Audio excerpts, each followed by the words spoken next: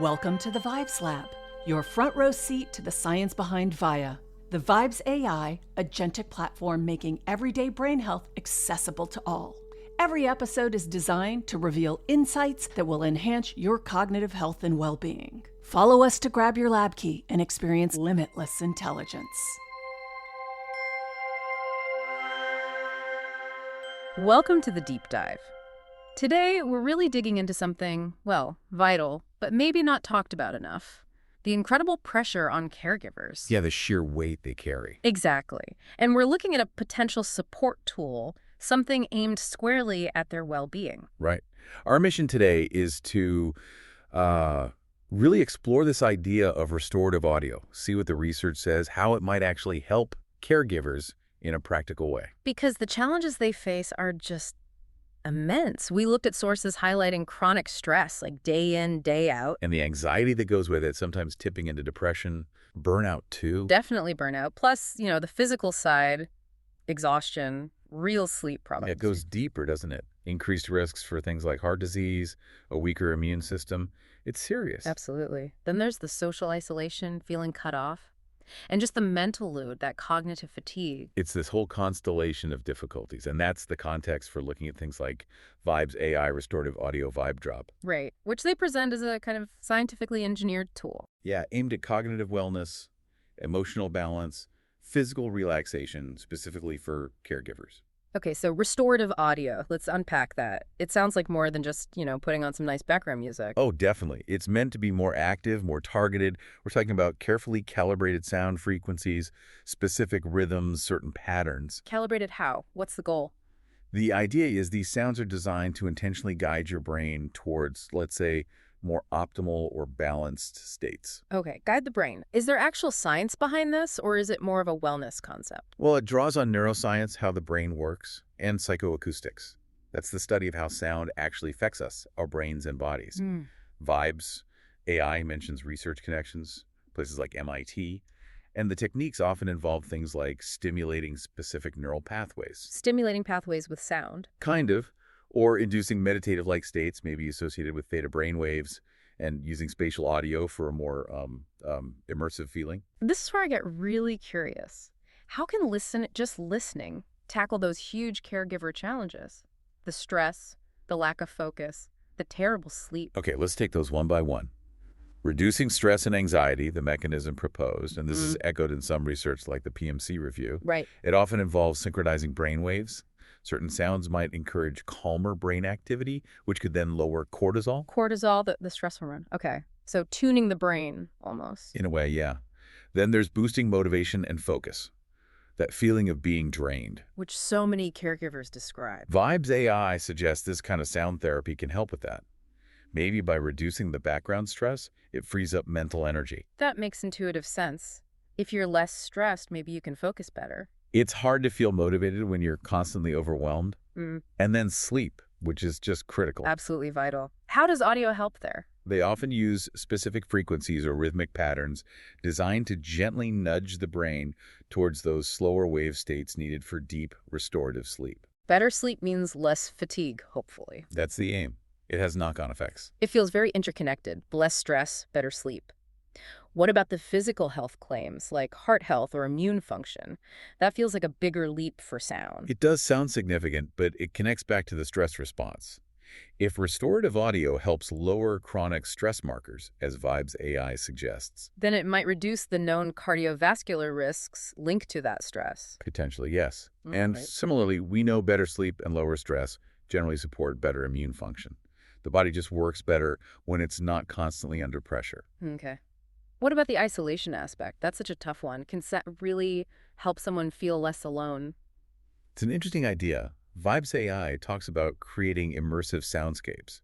It's not replacing human connection, obviously. No, of course not. But maybe that feeling of being enveloped in a supportive sonic space could ease some feelings of loneliness, create a sense of connection on an inner level, perhaps? An internal shift. And lastly, cognition memory, concentration. Caregivers juggle so much information. Right. And this is where Vibes AI mentions things like their 40 hertz vibe drops.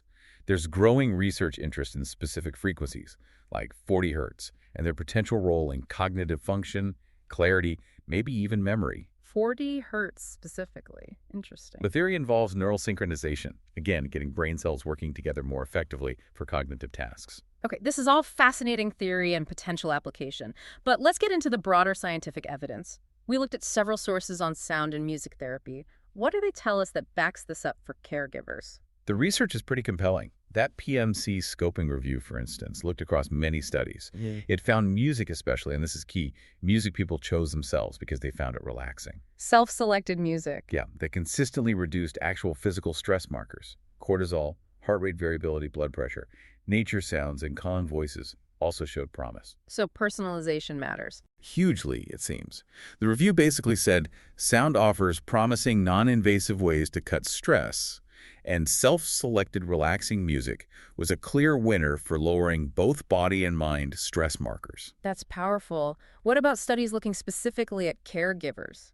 There was a really relevant PubMed clinical study on music therapy for hospice caregivers. Okay. And the results were striking. Very high satisfaction, even after just one session. They reported feeling emotionally supported, less stressed, more relaxed, just a better sense of well-being overall. Just one session. Wow. And get this, 100% said they'd recommend it to other caregivers. They found it very effective for emotional support, stress relief, relaxation, even things like spiritual support, and for some, pain relief. 100% recommendation. You don't see that often. Yeah, it really stands out. So that's formal music therapy. Does the research suggest benefits for more accessible things like sound baths? It seems so. The Psychology Today piece touched on sound baths using things like singing bowls. It mentioned recent research showing they can help reduce stress and negative moods. Okay, so maybe you don't need a formal therapist appointment for any benefit. That seems plausible, yes. The potential isn't necessarily limited to clinical settings. We also saw recommendations from Donovan Health and the American Music Therapy Association. What was their angle? They really position music therapy as established practice for stress, mood, relaxation. They explain how it works activating the parasympathetic nervous system. The rest and digest system. Exactly. And lowering cortisol. They frame it as a way music addresses physical, emotional, cognitive, and social needs. It's widely recognized. And the MDPI source adds to that. Yes, it directly correlates music therapy with reductions in stress, anxiety, and depression, reinforcing its role in emotional and even spiritual well-being. Pretty concise finding there. Okay. And one more, the Voice Foundation had a slightly different take, more about the sound itself. Yeah, they focused on the fundamental properties, rhythm, tone. They suggested certain sounds can actually stimulate endorphin release, Endorphins, interesting. promote relaxation, and lower stress that way. A more direct biological pathway, perhaps. So, taking all this research together, it paints a pretty consistent picture of sound and music having real, measurable effects on stress and well-being. It really does seem to converge on that point. Which brings us back to Vibes AI. It sounds like they're trying to harness these principles in their vibe drops, specifically for caregivers. What's their call to action, essentially? Well, their core message is supporting caregiver well-being. They highlight that the vibe drops are accessible, mentioning quick 5-minute sessions, which is realistic for someone time poor. 5 minutes is manageable. Right. And they offer subscriptions for longer, possibly more immersive sessions, too. And they're actively researching the effects. Yes, that's important. They encourage listeners to take part in surveys before and after listening. They're trying to gather data on how effective the vibe drops actually are. Which is good practice, builds the evidence base. Exactly. It feels like they're positioning it as a practical self-care tool, built on these principles, for a group that desperately needs more support. Making it readily available. Trying to help caregivers feel seen, supported, maybe a bit restored. So wrapping up this deep dive, the message is really clear, isn't it? Caregivers give so much, they absolutely deserve care themselves. Undeniably. And this idea of restorative audio, looking at all the research, it genuinely seems like a promising, non-invasive way to help tackle those huge challenges, the stress, the exhaustion, the emotional toll. It definitely offers a potential avenue for support.